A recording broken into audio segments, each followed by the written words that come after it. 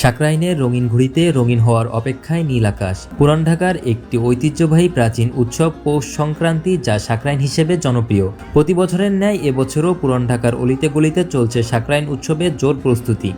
আমাদের আজকে অনেক ভালো লাগছে, আমরা প্রতিবারই ঘুরতে কিনতে আসছি। আমার আজকে অনেক ভালো লাগছে। কালকে সাকরাইন যে বাচ্চাদের জন্য গুড়ি আর নাটাই নিলাম, এতে 100-র মতো। আমরা পুরান ঢাকারই ব্যবসা বাণিজ্য নারায়ণগঞ্জে, ওই সুবাদে নারায়ণগঞ্জে থাকা পরে আমরা চুড়িয়ারটা চকবাজারে। না, ডিজে পার্টি তো আর সবাই করে না, যারা গুড্ডি উড়ায় তারা 12 মাসে গুড্ডি উড়ায়। আমরা ছোটবেলা থেকে বাপদাদার আমলের থেকে।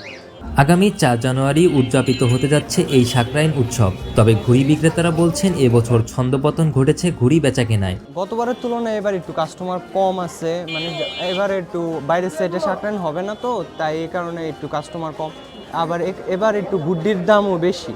যে গুড্ডি 8 টাকা 9 টাকা কিনতে পাওয়া যেত, এই গুড্ডি এখন 12 টাকা 14 টাকা 15 টাকা হয়। মম পালিশগুলি 15 টাকা করে, তারপরে এমনি নর্মাল গুড্ডি আছে 8 টাকা 60 টাকা, তারপর 12 টাকা ওর আছে কিছুটা, এমনি নর্মাল গুড্ডি আছে 10 টাকা করে। আমরা এই উৎসবটা আমাদের ছোটোবেলা থেকে পালন করেছি, আমাদের বাপ দাদা সব থেকে দেখে আসতেছি, আমরা ওটা ধরে রাখছি। কিন্তু কিছু কারণে আমাদের উৎসবটা হারিয়ে যাচ্ছে, আমাদের ছোটরা এগুলো পাচ্ছে না। আগে এই দিনে কত ঘুড়ি উঠতো, এখন আমরা এই ঘুড়িটি দেখতে পারছি না। আমরা চেষ্টা করবো আমাদের এই উৎসবটি ধরে রাখার জন্য। কালকে সাকরাইন, আমাদের শাঁখারী বাজার, তাঁতি বাজার, এখানে অনেক অনুষ্ঠান হয়। এবছর অনেক জায়গাতে হচ্ছে না কিছু কারণে, এইবার শাঁখারী বাজার আশা করা যায় হবে, তাঁতি বাজার হবে। আমাদের এই হিন্দু এলাকাটায় শাঁখারী বাজারে এই উৎসবটা রয়েছে। এটা আমাদের হিন্দুদের একটা পিঠা উৎসব।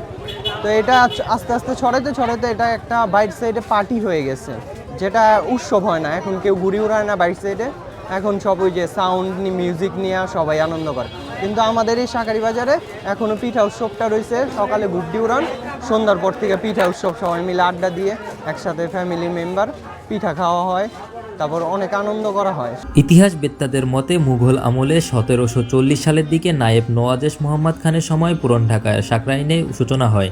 কালের পরিক্রমায় এটি পুরান ঢাকাবাসীর অন্যতম প্রধান ঐতিহ্যবাহী উৎসবে পরিণত হয়েছে। শুধু বাংলাদেশ নয়, দক্ষিণ ও দক্ষিণ পূর্ব এশিয়ার বহু দেশেই এ উৎসব পালিত হয়। দেশে দেশে সবার সাথে দ্য নিউজ।